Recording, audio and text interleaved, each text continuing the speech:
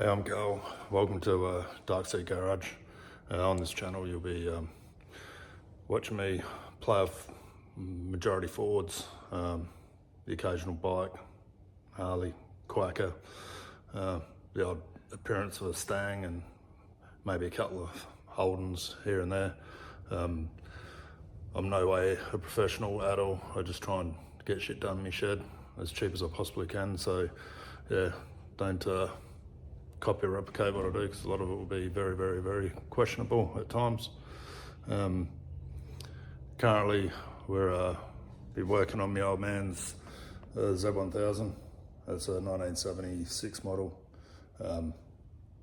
Yeah, basically giving it a freshen up. He hasn't ridden it for 30 plus years.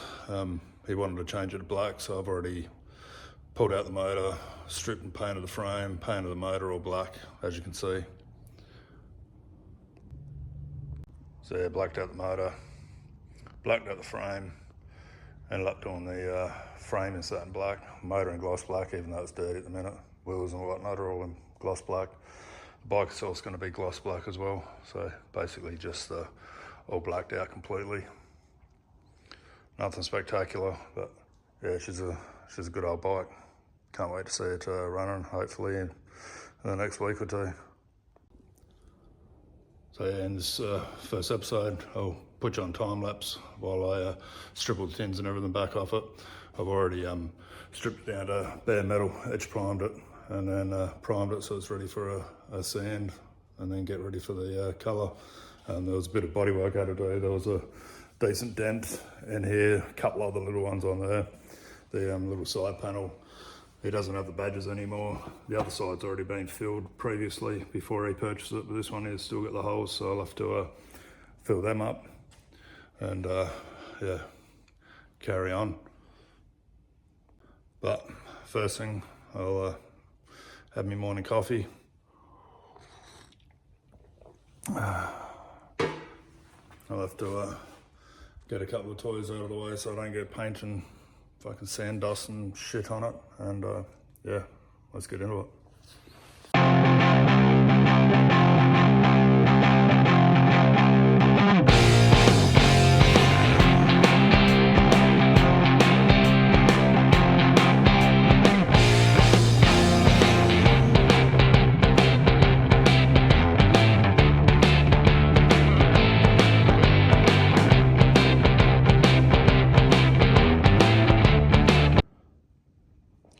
Yeah, so that's all the tins off the bike. They're all in pretty decent nick, except for this rear fender. She had a heap of bloody rust in her. I've sandblasted it all, fur tanned it to convert it back to a decent metal. Doesn't go all the way through, it's mainly on the outside. Just starting to get through behind that bracket, which is definitely no good. I'm just going to dodge this one up for the time being, just put a bit of filler in it, and yeah, we're going to source another one anyway later on down the track, and I'll just swap it out after that. Nothing major, but it's definitely not going to stop me old man from enjoying riding his bloody bike around, that's for sure. Just for a little bit of rust behind a light panel. But yeah, this is the light panel that sits on it. Obviously a very good spot to catch water and debris and cause rust. I'm actually surprised this part itself wasn't any kind of rust in it, but yeah, I've blasted that and painted that as well. So yeah, fingers crossed it'll stop it for a little while, and yeah, you can just enjoy it. All the parts I've needed and sourced, such as like air filters and whatnot for the quad carbs, I got from I think they're called Z1000 spares. I think they're down in Tasmania. Pretty good company to deal with. They stock just about everything you can think of for these bikes, and yeah, the actual pricing is relatively good considering. I would have thought they would have been very, very expensive getting so old, but yeah, they stock just about everything. Like replacement master cylinders, that's a replacement one. The brake kit all the brake lines, rebuild kit for the rear master cylinder. But yeah, I'm still got to source the rubber sleeve for this because that was shagged, and the one they've got listed on their website is just slightly different in size, so I'll definitely have to source something from there. Other than that, I'll throw back on a time lapse and I'll get sanded on these tins.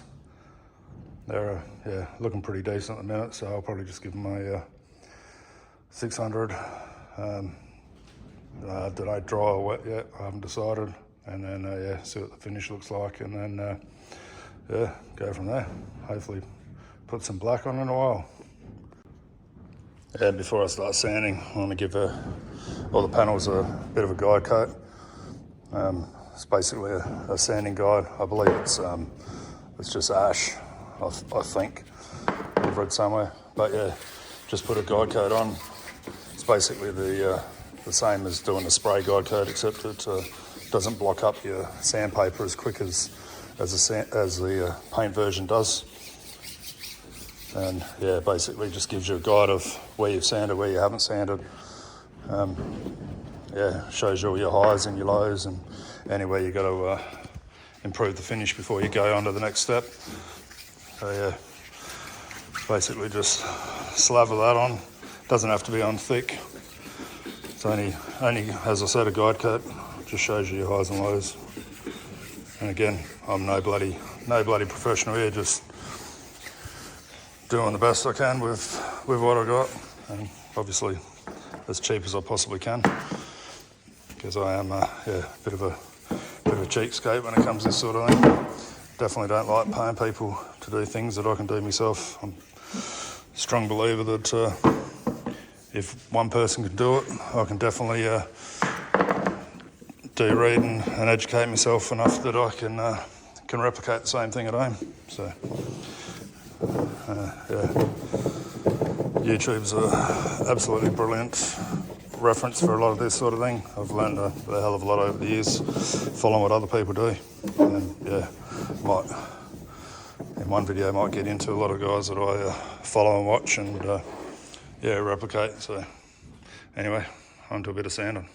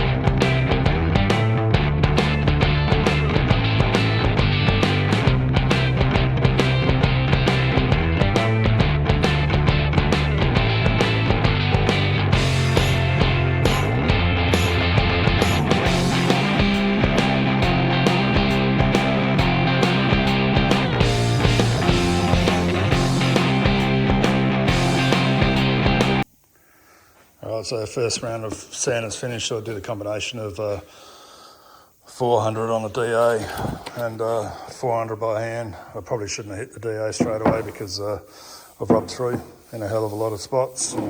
That's what happens when you go on the cheaper side. I originally hit it up with a rattle can etch primer and then a rattle can so-called high build primer, but yeah, it's definitely not high build at all. Found a couple of little lows there that I'm going to have to sort out. I'm not sure how I missed them originally, but on the front guard as well, there's a bit of the old rust damage that I'll have to fix up there as well. And other than that, it's pretty good. I did find a crack there. I'm not sure how I missed that last time around as well, but it was an old repair by the look of it. Someone's touched it up with a bit of fiberglass padding. That was the colour of the bike when it came around. It was a gunmetal grey hammer finish, but yeah, we're changing that. Couldn't see the point in repainting the inside of these plastics because it's a absolute pain to get that off. Whoever did it originally, it was pretty well on there. So yeah, I'm gonna have to repair that piece as well. There's a couple of badge holes that I mentioned earlier, but yeah, that won't be an issue. By the look of it, this one here has been filled previously with fiberglass resin by the look of it, but yeah, can't see it on the outside anyway. Tank come up pretty good. There's no issues there. Obviously I'm going to have to hit this all again with a high build primer out of my spray gun. Probably use a 2K primer to try and lock it all in. One of the repairs that I did, and another one there, you can't feel them anymore, even though you can just see it now that I've sanded it back. And this one here was a fairly decent size, but it feels maybe like it's just slightly low there still. So once I hit that with the high build primer and sand it, we'll see what it comes up like. And obviously this rear guard, probably should replace it. However, eventually you want to cut and shut this into a cafe racer at some stage. I did show me dad a couple of AOI pictures of a cafe racer, and although he really liked the look of it, he at 70 plus, he doesn't really like the idea of laying forward on his bike. So yeah, one day when it's my bike, I'll be chopping the back off, turning into a cafe racer, putting some lower bars on it, doing what I've got to do. Another thing with the bike too is it's got these stupidly long bloody shocks on it, the forks. I did contact that Z1000 spares in Tasmania, and they've indicated that they're the incorrect fork length, and apparently it was a common thing back in the day. They'd put these longer fork tubes on for the custom look. However, obviously that impedes your performance on the bike. My dad likes it like that, so that's the way it'll stay for the time being. But yeah, at some stage it'll definitely be getting the shorter tubes on it. Now back to a bit more prep work, and then I'll start priming these tanks again. The primer I'm going to end up using over this is Car Masters CP 8550. We're using the 5200 hardener, and probably reduced a little bit with a CS 3800. This product can be used as a high build primer, apparently. Can also be used as a wet on wet and just a standard primer. So yeah, I'll give it a good couple of bomb coats with this, being it's a 2K clear, 2K primer, just to lock all that substrate in a bit better. Apparently it does call for sanding up to 320 grit sandpaper. I use 400, but I can't see it being too big an issue because I went back over it with a grey Scotch Brite as well. So yeah, we'll mix some of this up and get it on, see how it lays down. So I ended up deciding to throw a little bit more filler in a couple of these spots. That felt like ever so slightly low, same as these couple of spots. So once I sand them out, there should be next to no filler left, only a little tiny skim. Threw a heap in these rusty spots just to fill them up, and yeah, as I mentioned before, I fur-tanned the shit out of them. Threw a heap of primer in there as well, so hopefully that'll slow it down for the next few years anyway. And then yeah, threw some in a couple of these spots that felt low, those holes and that little crack. So we'll see how it pans out once given another sand and then another prime. That's the filler I'm using, just a cheap filler. And yeah, don't know if you're all aware of these things, but they are bloody well worth the money, these mixing boards. It's basically just a heap of paper stacked on. You can mix it up. Once you finish, you just rip it off and throw it in the bin. It's a bloody brilliant thing. When it comes to painting, I'm going to be using this Speedy Paint system. These are just cheap ones off Amazon. Comes with the cups, the lids, and they basically, for anyone that hasn't seen them, you get a hard outer shell of all your mixing ratios. Your mixing cup just slides in there. Put your lid on it.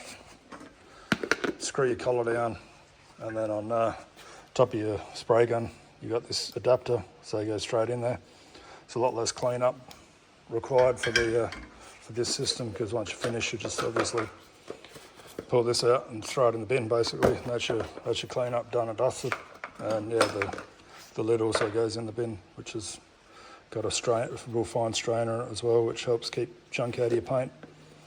As for the spray gun I'll be using, I've got this cheap Ironocraft drizzle. I'd seen a heap of reviews online about it, so I thought I'd give it a crack. I do have the developers there, but as I'm going to be spraying primer through it, yeah, I'll fit the bigger tip and yeah, try and lay some down. Doesn't seem like too bad a gun so far. Yeah, so the primer is all basically dried up now, so I'm going to give it all a bit of a hit with let's start with some 120 and work my way up a bit, and then yeah, get it ready for some high build primer. So yeah, throw you back on a time lapse.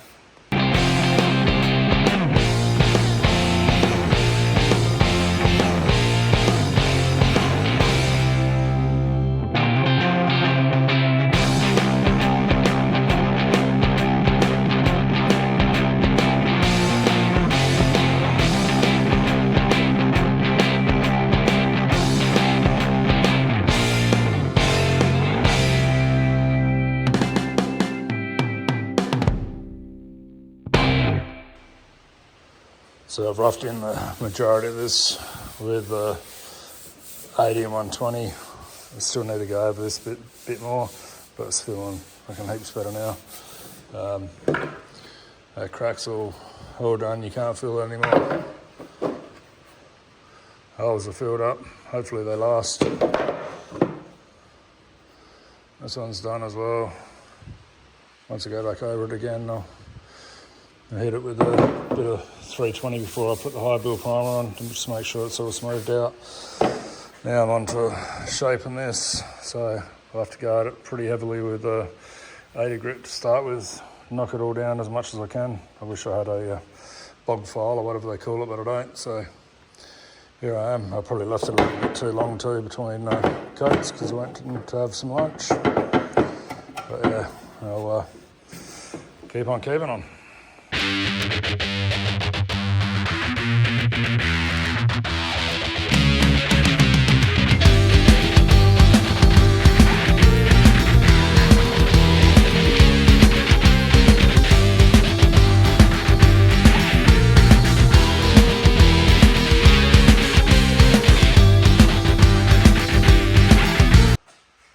So yeah, roughed in all this here. I'm going to have to get a drill, just take the bog out of those couple of holes, which is bugger all. Looks a lot better than it did, but yeah, see what it looks like once I get a bit of primer on it. Doesn't feel too bad. This side here obviously doesn't feel as good, but it's pretty smooth. So yeah, a few highs still there, but that's actually in the base metal, so not much I can do about that without bashing on it.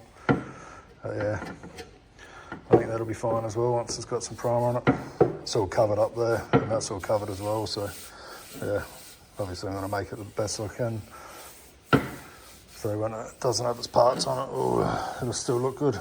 But yeah, still got to do a little bit more to this tank, I feel. Can't really feel a great deal. That's a little high there by the feel of it. So got to blend that out a bit more, but next lot of paper will take that down.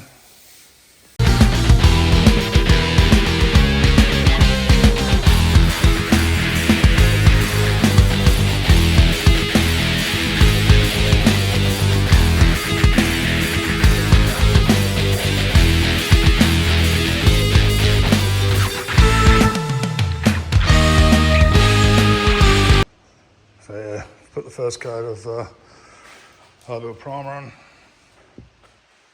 Oh, got myself a bit of a dag there by the look of it. I did try and bomb it on pretty heavily though, because I'd rather have a little bit too much on there so I can sand some back off. Yeah, that's not looking too bad.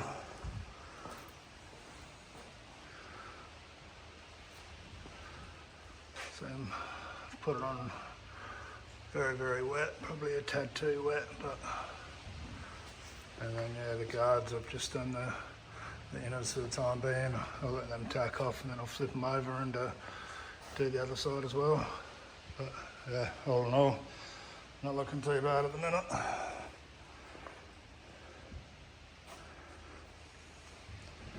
Yeah, that was the Heineken Drizzle. I think that's what it's called. Yeah, seems to spray out this heavy primer very well, to be honest. Spewing about that dag though. The camera will pick it up.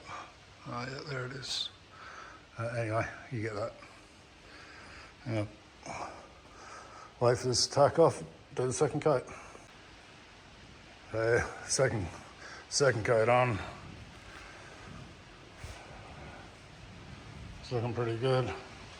What I thought was a run is not a run. It's shrink back from the bog by the look of it, because it's all the way around that bog, and it's all the way around the other one as well. So I'm gonna have to give that a light sand and then give it another prime once it's dry. That's tomorrow's problem. That's a bad rusty spot before, and the other bad rusty spot don't look too bad considering it's going to be covered. Yeah, no major issues there. Good enough for the bush, as they say. Well, the other parts don't look too bad. You can't really see the little dots on there, so that's good. So that'll be it for today. Let it dry up, harden up properly overnight. It's a little bit cool at the moment, so I might have to turn the heaters on the shed to let it go off properly. But yeah,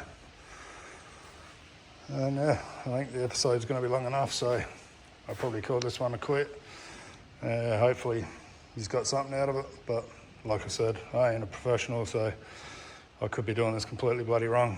But yeah, on to the next episode. Cheers for watching. Bye.